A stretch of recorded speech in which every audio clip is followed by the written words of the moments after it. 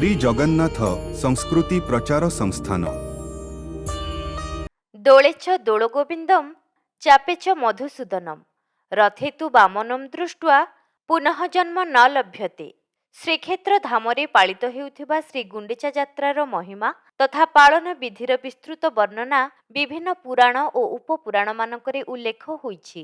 ବିଶେଷ ଭାବେ ବ୍ରହ୍ମ ପୁରାଣ, ନାରଦ ପୁରାଣ, ନୀଳାଦ୍ରି ମହୋଦୟ, କପିଳ ସଂହିତା, ଜଗନ୍ନାଥ ପୁରାଣ, ଯାତ୍ରା ଭାଗବତ, ପଦ୍ମ ପୁରାଣ, ଚୈତନ୍ୟ ଚରିତାମୃତ, ବାମଦେବ ସଂହିତା ଏବଂ ଶାରଦା ପୁରାଣ ପ୍ରଭୃତି ଉଲ୍ଲେଖଯୋଗ୍ୟ।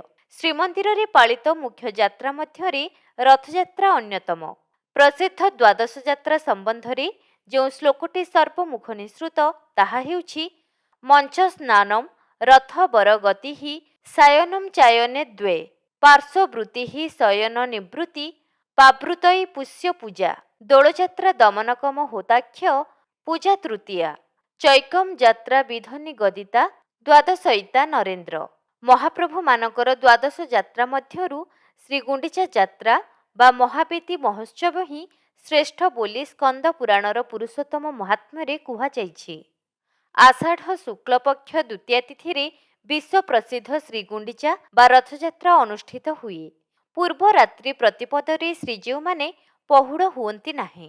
ଶ୍ରୀମୁଖ ପୋଛା ହୋଇ ସେନାପଟା ବା ବକୁଳ କାଠ ଲାଗି ହୁଏ।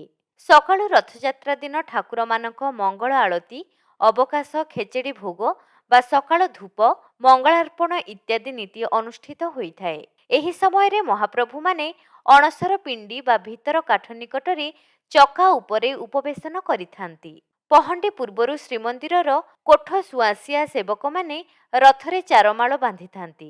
ସୁଦର୍ଶନମ୍ ପୁରସ୍କୃତ୍ୟ ବଳଭଦ୍ରମ୍ ତତଃ ପରମ୍ ସୁଭଦ୍ରା ଚ ତତୋ ନୀତ୍ୱା ଜଗଦୀଶ ସୁରେଶ୍ୱରମ୍। ସୁଦର୍ଶନ ଓ ସୁଭଦ୍ରା ଦୈତାପତିମାନଙ୍କ ହସ୍ତ ଓ ସ୍କନ୍ଧାବଲମ୍ବନ ପୂର୍ବକ ପହଣ୍ଡି ବିଜେ ହୋଇ ରଥାରୋହଣ କରିଥିବା ବେଳେ ଜଗନ୍ନାଥ ଓ ବଳଭଦ୍ରଙ୍କୁ ଦୈତାପତି ଓ ଅନ୍ୟାନ୍ୟ ସେବକମାନେ ପାଟଡୋରିରେ ବା ରଜଦ୍ୱାରା ଆକର୍ଷଣ କରି ଧୀରେ ଧୀରେ ପହଣ୍ଡି ବିଜେ କରାଇଥାନ୍ତି। ପହଣ୍ଡି ବିଜେ ପୂର୍ବରୁ ତିନି ବାଡ଼ରେ ଯଥାକ୍ରମେ ପୂଜାପଣ୍ଡା ଜଗନ୍ନାଥଙ୍କ ବାଡ଼ରେ, ମୁଦିରଥ ବଳଭଦ୍ରଙ୍କ ବାଡ଼ରେ ଓ ପତି ମହାପାତ୍ର ସୁଭଦ୍ରାଙ୍କ ବାଡ଼ରେ ମଙ୍ଗଳାର୍ପଣ କରିଥାନ୍ତି। ଗରାବୁଡ଼ୁ ସେବକ ମଙ୍ଗଳାର୍ପଣର ସମସ୍ତ ଜିନିଷମାନ ନୀତି ସମ୍ପୃକ୍ତ ସେବକଙ୍କ ହାତକୁ ବଢ଼ାଇଥାନ୍ତି। ମଙ୍ଗଳାର୍ପଣ ସମୟରେ ଶୁଦ୍ଧ ସୁଆର ଓ ଭଣ୍ଡାର ମେକାପ ମଧ୍ୟ ସେଠାରେ ଉପସ୍ଥିତ ଥାଇ ଉକ୍ତ ନୀତିରେ ଅଂଶଗ୍ରହଣ କରିଥାନ୍ତି।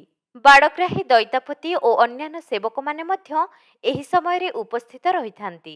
ଶ୍ରୀଜୀଉମାନଙ୍କୁ ପାଟ ଅଗଣା, ଆନନ୍ଦ ବଜାର, ଭିତର ସିଂହଦ୍ୱାର, 22 ପାହାଚ, ସିଂହଦ୍ୱାର, ଗୁମୁଟି ଓ ଅରୁଣ ସ୍ତମ୍ଭ ଦେଇ ରଥ ପର୍ଯ୍ୟନ୍ତ ନିଆଯାଇଥାଏ।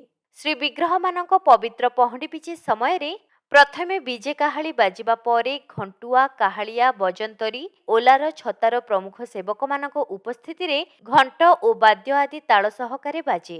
ହରିବୋଲ ଓ ହୁଳହୁଳିର ପବିତ୍ର ଧ୍ୱନିରେ ସମଗ୍ର ପରିବେଶକୁ ଆନନ୍ଦିତ ମୁଖରିତ କରିଥାନ୍ତି। ପହଣ୍ଡି ସମୟରେ ପଣ୍ଡା, ପୁଷ୍ପାଳକ ଓ ଅନ୍ୟାନ୍ୟ ସେବକମାନେ ଡୋରି ଧରିଥାନ୍ତି।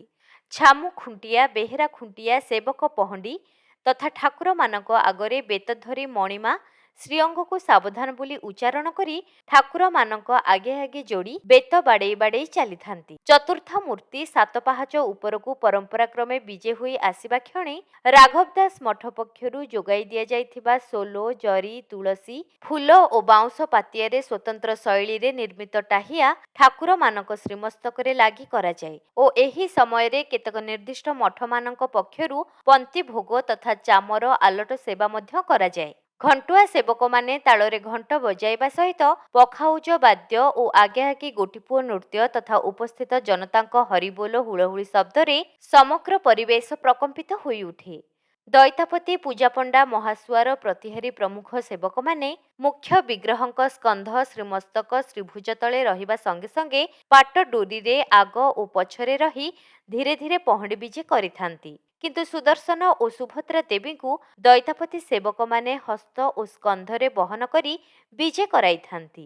ସୁଦର୍ଶନ ସୁଭଦ୍ରାଙ୍କୁ ଦେବଦଳନ ରଥରେ ଏବଂ ବଳଭଦ୍ରଙ୍କୁ ତାଳଧ୍ୱଜରେ ଓ ଜଗନ୍ନାଥଙ୍କୁ ନନ୍ଦିଘୋଷ ରଥ ଉପରେ ଅଧିଷ୍ଠିତ କରାଇଥାନ୍ତି। ପହଣ୍ଡି ଶେଷ ହେବା ପରେ ପୁଷ୍ପାଳକ ମହାଜନମାନେ ମଦନମୋହନଙ୍କୁ ଜଗନ୍ନାଥ ରଥରେ ଓ ରାମକୃଷ୍ଣ ବିଗ୍ରହ ଦ୍ୱୟଙ୍କୁ ବଳଭଦ୍ରଙ୍କ ରଥରେ ବିଜେ କରାଇଥାନ୍ତି। ରଥ ଉପରକୁ ପହଣ୍ଡି ବିଜେ କରିବା ପରେ ରଥ ଉପରେ ଠାକୁରମାନଙ୍କ କେତେକ ବିଶେଷ ନୀତି ମୁଦିରସ୍ଥ ପତି ମହାପାତ୍ର ସେବକମାନଙ୍କ ଦ୍ୱାରା ସମ୍ପାଦିତ ହୋଇଥାଏ। ସୋଲ, ଚିତାଲାଗି ରୁନ୍ଧା ଇତ୍ୟାଦି ନୀତି ବଢ଼ିବା ପରେ ମୁଖ୍ୟ ବିଗ୍ରହଙ୍କ ମଇଲମ ଓ ମାଳଫୁଲ ଲାଗି ହୋଇଥାଏ।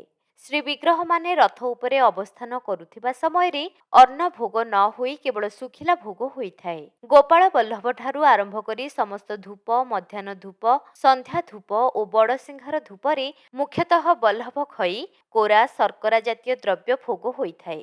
ସ୍ୱତନ୍ତ୍ର ଆକାରର ରଥକୋରା ଶ୍ରୀମନ୍ଦିରରେ ନିର୍ମିତ ହୋଇ ବଡ଼ଦାଣ୍ଡରେ ରଥ ଯେଉଁ ସ୍ଥାନରେ ରହି ନୀତି ଆରମ୍ଭ ହୋଇଥାଏ ସେହିଠାରେ ଏହି ଭୋଗ କରାଯାଏ। ମହାସୁଆରମାନେ ଭୋଗ ଆଣି ରଥ ଉପରେ ପନ୍ତିରେ ବାଢ଼ନ୍ତି। ପୂଜାପଣ୍ଡାମାନେ ପଞ୍ଚୋପଚାରରେ ଏହି ଧୂପ ପୂଜାଗୁଡ଼ିକୁ ସମାପନ କରିଥାନ୍ତି। ରଥ କୋରା, ବଲ୍ଲଭ ଖଇ, ଗଜାମୁଗ, ପାତି ନଡ଼ିଆ, ବିଭିନ୍ନ ଫଳ, ଶଙ୍ଖାକୃତି ସାକର ଇତ୍ୟାଦି ଭୋଗ ରଥରେ ଠାକୁରଙ୍କ ଉଦ୍ଦେଶ୍ୟରେ ନୈବେଦ୍ୟ ହୋଇଥାଏ। ଏହାପରେ ଛେରା ପହଁରା ନୀତି ଅନୁଷ୍ଠିତ ହୋଇଥାଏ। ଗଜପତି ମହାରାଜା ଛେରା ପହଁରା ସେବା କରିବା ପାଇଁ ଆସିବା ପୂର୍ବରୁ ଶ୍ରୀନଅରର ଅଧିଷ୍ଠାତ୍ରୀ ଦେବୀ କନକଦୁର୍ଗା ଠାକୁରାଣୀଙ୍କୁ ପ୍ରଣାମ କରି ଶ୍ରୀନଅର ଅଗଣାରେ ରଖାଯାଇଥିବା ହାତୀ ଦାନ୍ତ ଓ ରୌପ୍ୟ ନିର୍ମିତ ତାମଯାନ ବା ମେହେନାରେ ବିଜେ କରିଥାନ୍ତି। ସର୍ବପ୍ରଥମେ ବଳଭଦ୍ରଙ୍କ ରଥରେ ଛେରା ପହଁରା କରନ୍ତି। ପ୍ରଥମେ ଗରାବଡ଼ୁ ସେବକଙ୍କ ଠାରୁ ହାତୁଆଣି ନେଇ ଗଜପତି ପୁଷ୍ପାଞ୍ଜଳି ପ୍ରଦାନ କରିଥାନ୍ତି। ସୁନା କର୍ପୂର ଆଳତିରେ କର୍ପୂର ବସାଇ ଭଣ୍ଡାର ମେକାପ ରାଜାଙ୍କ ହସ୍ତକୁ ବଢ଼ାଇଥାନ୍ତି। ରାଜା ଠାକୁରଙ୍କ ସମ୍ମୁଖରେ ଆରତି କରି ସୁନା ଚାମର ଆଲଟ ସେବା କରିଥାନ୍ତି। ତତ୍ପରେ ରଥ ଉପରେ ସିଂହାସନ ତଳକୁ ଓହ୍ଲାଇଥାନ୍ତି। ପୂର୍ବରୁ ଦୟଣାମାଳି ଦେଇଥିବା ଶୁକ୍ଳ ଫୁଲ ଭଣ୍ଡାର ମେକାପ ପୂଜା ପିଙ୍ଗଣରେ ଧରିଥାଏ। ଏହି ସମୟରେ ରାଜଗୁରୁ ମୁଦୁଲି ସେବକଙ୍କ ଠାରୁ ସୁନା ଖଡ଼ିକା ଆଣି ସଂସ୍କାର କରି ଗଜପତିଙ୍କ ହାତକୁ ବଢ଼ାଇଥାନ୍ତି। ଭଣ୍ଡାର ମେକାପ ରଥର ଚାରିପାଖରେ ବୁଲି ଶୁକ୍ଳ ଫୁଲ ଆଗରେ ପକାଉଥିବେ ଓ ଗଜପତି ମହାରାଜା ସୁନା ଖଡ଼ିକା ଧରି ରଥ ଚାରିପାଖେ ପହଁରିଥାନ୍ତି। ଏହାପରେ ଘଟୁଆରୀ ପ୍ରଦତ୍ତ ରୂପା ପିଙ୍ଗଣରେ ଥିବା ଚନ୍ଦନ ପାଣିକୁ ରାଜଗୁରୁ ସଂସ୍କାର କରିବା ପରେ ଭଣ୍ଡାର ମେକାପ ଗଜପତିଙ୍କ ହସ୍ତକୁ ବଢ଼ାଇଥାନ୍ତି। ତତ୍ପରେ ଗଜପତି ଚନ୍ଦନ ପାଣି ରଥ ଚାରିପଟରେ ଛିଞ୍ଚିଥାନ୍ତି। ଏହି କ୍ରମରେ ବଳଭଦ୍ର, ଜଗନ୍ନାଥ ଓ ସୁଭଦ୍ରାଙ୍କ ରଥ ଉପରେ ଛେରା ପହଁରା ସରିଥାଏ। ଛେରା ପହଁରା ନୀତି ସରିବା ପରେ ତାମଯାନରେ ଗଜପତି ମହାରାଜା ପଟୁଆର ସହ ଶ୍ରୀନଅର ଅଭିମୁଖେ ଯାତ୍ରା କରିଥାନ୍ତି। ପରମ୍ପରା ଅନୁଯାୟୀ ତିନି ରଥ ଉପରେ ଗଜପତି ମହାରାଜାଙ୍କ ଛେରା ପହଁରା ନୀତି ସରିବା ପରେ ରଥରୁ ଚାରମାଳ ଭୋଇ ସେବକମାନଙ୍କ ସହାୟତାରେ ଖୋଲାଯାଇଥାଏ। ତତ୍ପରେ ସାରଥୀ ଓ ଅଶ୍ୱଙ୍କୁ ଆରୋହଣ ପୂର୍ବକ ରୂପକାର ସେବକମାନେ ଅଶ୍ୱମାନଙ୍କୁ ରଥ ଦଉଡ଼ି ଦ୍ୱାରା ବାନ୍ଧିଥାନ୍ତି। ଏହାପରେ ସ୍ୱତନ୍ତ୍ର ଶୈଳୀରେ ନିର୍ମିତ ରଥ ଦଉଡ଼ିକୁ ରଥରେ ଲଗାଯାଇଥାଏ। ପ୍ରତି ରଥରେ 4ଟି ଲେଖାଏଁ ଦଉଡ଼ି ବନ୍ଧା ଯାଇଥାଏ। ରଥଟଣାର ଅନ୍ୟତମ ଆକର୍ଷଣ ହେଉଛି ରଥ ଦଉଡ଼ି। ଏହି ପବିତ୍ର ଦଉଡ଼ିକୁ ସ୍ପର୍ଶ କରିବା ସଙ୍ଗେ ସଙ୍ଗେ ରଥ ଟାଣି ଲକ୍ଷ ଲକ୍ଷ ଭକ୍ତ ନିଜକୁ ଧନ୍ୟ ମଣିଥାନ୍ତି। ସର୍ବପ୍ରଥମେ ବଳଭଦ୍ର ମହାପ୍ରଭୁଙ୍କ ତାଳଧ୍ୱଜ ରଥ ଟଣାଯାଏ। ସମତାଳରେ ଉଭୟ ଭଟିମୁଣ୍ଡା ଓ ପୁରୀ ଘଣ୍ଟୁଆମାନେ ଏହି ସମୟରେ ଘଣ୍ଟ ବଜାଇଥାନ୍ତି। ଡାହୁକ ରଥ ଉପରେ ଠିଆ ହୋଇ ହାତ ଯୋଡ଼ି ଲମ୍ବା ବେତ ଧରି ରଥ ବୋଲି ଗୀତ ଗାଇ ଭକ୍ତଜନଙ୍କୁ ଆମୋଦିତ କରିଥାନ୍ତି। ସର୍ବଧର୍ମ ନିର୍ବିଶେଷରେ ଲକ୍ଷ ଲକ୍ଷ ଶ୍ରଦ୍ଧାଳୁ ଭକ୍ତ ରଥ ଦଉଡ଼ି ଧାରଣ ପୂର୍ବକ ଆନନ୍ଦ ମନରେ ରଥକୁ ଟାଣିଥାନ୍ତି। ଭକ୍ତମାନଙ୍କ ହରିବୋଲ, ହୁଳହୁଳି, ସଂକୀର୍ତ୍ତନ ଇତ୍ୟାଦିରେ ସମଗ୍ର ବଡ଼ଦାଣ୍ଡରେ ଏକ ଆଧ୍ୟାତ୍ମିକ ପରିବେଶ ସୃଷ୍ଟି ହୋଇଥାଏ।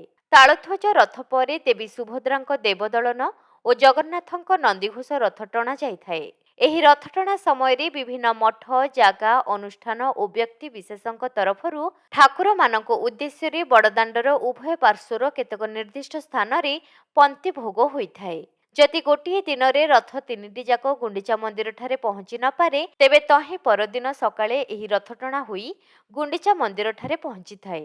ଏପରିକି ଏହି ମହାବେଦୀ ମହୋତ୍ସବକୁ ନିର୍ମଳ ମନରେ ଯେଉଁ ଭକ୍ତ ଦର୍ଶନ କରେ ତାର ଶତକୋଟି ଜନ୍ମର ପାପ ରାଶି କ୍ଷଣକେ ନଷ୍ଟ ହୁଏ। ଶ୍ରୀ ଜଗନ୍ନାଥଙ୍କର ଉତ୍ସବ ମୁଖର ଏହି ଗୁଣ୍ଡିଚା ଯାତ୍ରା କେବଳ ଓଡ଼ିଶା କାହିଁକି ବିଶ୍ୱର ଏକ ସହସ୍ର ଅଶ୍ୱମେଧ ଯଜ୍ଞର ଫଳ ମିଳିଥାଏ ବୋଲି ବିଶ୍ୱାସ କରାଯାଏ। ତେଣୁ ପୁରାଣମାନଙ୍କରେ କୁହାଯାଇଛି ଶ୍ରୀମନ୍ଦିରରେ 10 ବର୍ଷ ଦର୍ଶନ କଲେ ଯାହା ଫଳ ମିଳେ ଗୁଣ୍ଡିଚା ମନ୍ଦିରରେ 1 ଦିବସ ଦର୍ଶନରେ ସେତିକି ଫଳ ଲାଭ ହୁଏ। ରଥଯାତ୍ରା ଓଡ଼ିଶାର ପୁରୀଠାରେ ପାଳିତ ଓ ଜଗନ୍ନାଥଙ୍କ ସହ ସମ୍ବନ୍ଧିତ ଏକ ହିନ୍ଦୁ ପର୍ବ। ବିଭିନ୍ନ ମତରେ ରଥଯାତ୍ରାର 8ଟି ଅଙ୍ଗ ରହିଛି, ଯାହାକୁ ଅଷ୍ଟାଙ୍ଗ ବିଧି କୁହାଯାଏ, ଯଥା ସ୍ନାନ ଉତ୍ସବ, ଅନବସର, ନବଯୌବନ ଦର୍ଶନ ଓ ନେତ୍ର ଉତ୍ସବ, ଶ୍ରୀଗୁଣ୍ଡିଚା, ହେରା ପଞ୍ଚମୀ, ଆଡ଼ପ ପର୍ବ, ବାହୁଡ଼ା ଯାତ୍ରା ଓ ନୀଳାଦ୍ରି ବିଜେ। ପୁନଶ୍ଚ ରଥଯାତ୍ରା 5 ଭାଗରେ ବିଭକ୍ତ ହୋଇଛି, ଯଥା ଅନ୍ତର୍ବେଦୀ, ମହାବେଦୀ ମହୋତ୍ସବ, ଆଡ଼ପ ଉତ୍ସବ, ଦକ୍ଷିଣାମୁଖୀ ଉତ୍ସବ ଓ ନୀଳାଦ୍ରି ବିଜେ। ଏହାକୁ ଗୁଣ୍ଡିଚା ପଞ୍ଚକ ବୋଲି କୁହାଯାଏ। ରଥଯାତ୍ରା ବହୁ ପ୍ରାଚୀନ ବୋଲି ଗବେଷକମାନେ ମତ ପ୍ରଦାନ କରିଛନ୍ତି। ଋଗ୍ବେଦ ଓ ଅଥର୍ବବେଦ ଇତ୍ୟାଦିରେ ରଥ ଶବ୍ଦର ପ୍ରୟୋଗ ଦେଖାଯାଏ। ପରବର୍ତ୍ତୀ କାଳରେ ଶତପଥ ବ୍ରାହ୍ମଣ ଗ୍ରନ୍ଥରେ ମଧ୍ୟ ଏହାର ଆଭାସ ମିଳିଥାଏ।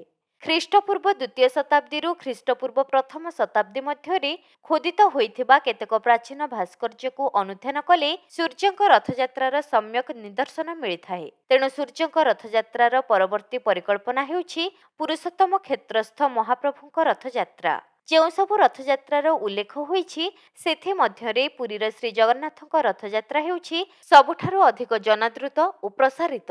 କେତେକ ଗବେଷକ ଶ୍ରୀଜଗନ୍ନାଥଙ୍କ ରଥଯାତ୍ରା ବୌଦ୍ଧ ପରମ୍ପରାରୁ ସୃଷ୍ଟି ହୋଇଛି ବୋଲି ଅନୁମାନ କରନ୍ତି, କାରଣ ଖ୍ରୀଷ୍ଟୀୟ 5ମ ଶତାବ୍ଦୀର ପ୍ରାରମ୍ଭରେ ଚୀନ ପରିବ୍ରାଜକ ଫାଇୟାନ୍ ଖୋଟାନରେ ଅନୁଷ୍ଠିତ ରଥଯାତ୍ରାର ଯେଉଁ ବିବରଣୀ ଲିପିବଦ୍ଧ କରିଛନ୍ତି, ତାହା ଆଜି ସୁଦ୍ଧା ପ୍ରଚଳିତ ଜଗନ୍ନାଥଙ୍କ ସ୍ନାନଯାତ୍ରା ଓ ରଥଯାତ୍ରା ସହ ମେଳ ଖାଉଛି। ରଥଯାତ୍ରା ପ୍ରତିଶବ୍ଦ ଘୋଷଯାତ୍ରା।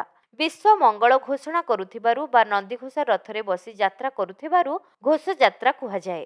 ଆଡ଼ପ ମଣ୍ଡପ ଯାତ୍ରା।